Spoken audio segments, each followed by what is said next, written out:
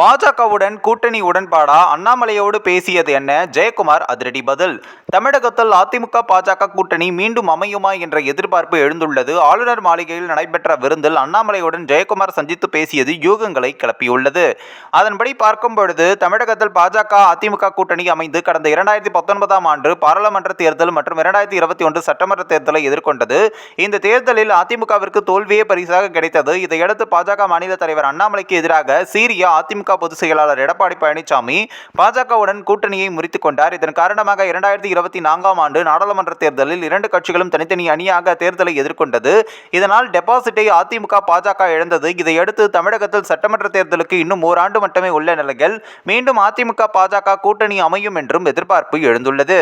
இந்நிலையில் ஆளுநர் மாளிகையில் நடைபெற்ற விருந்து நிகழ்வில் பாஜக மாநில தலைவர் அண்ணாமலையோடு அதிமுக முன்னாள் அமைச்சர் ஜெயக்குமார் சந்தித்து பேசினார். இதனால் மீண்டும் கூட்டணி அமையுமா என்ற யூகங்களை எழுப்பியுள்ளது.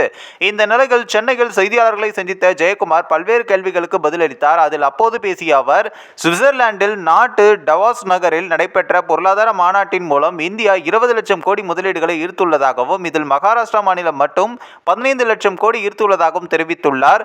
மேலும் மக்கள் வரி பணத்தில் சுவிட்சர்லாந்து சென்ற அமைச்சர் TRB ராஜா முதலீடுகள் ஈர்க்காமல் என்ன செய்தார் என்றும் கேள்வி எழுப்பியுள்ளார்.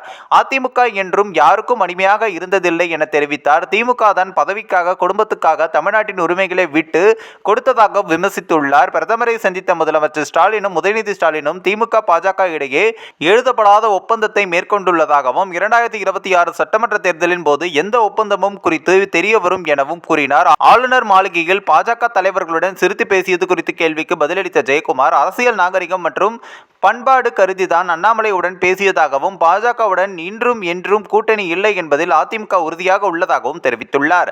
பெரியார் குறித்த நாம் தமிழர் கட்சி ஒருங்கிணைப்பாளர் சீமான் பேசி வரும் கருத்து குறித்த கேள்விக்கு, தமிழ்நாடு பெரியார் மண், திராவிட மண், பட்டியலினத்தவர்களின் பிற்படுத்தப்பட்டவர்களின் உரிமை குரலாக ஒலித்தவர் பெரியார். பெரியாரை சிறுமைப்படுத்துபவர் சீமானாக இருந்தாலும் யாராக இருந்தாலும் அரசியலில் தனிமைப்படுத்தப்படுவார்கள் என்றும் பதிலளித்துள்ளார்.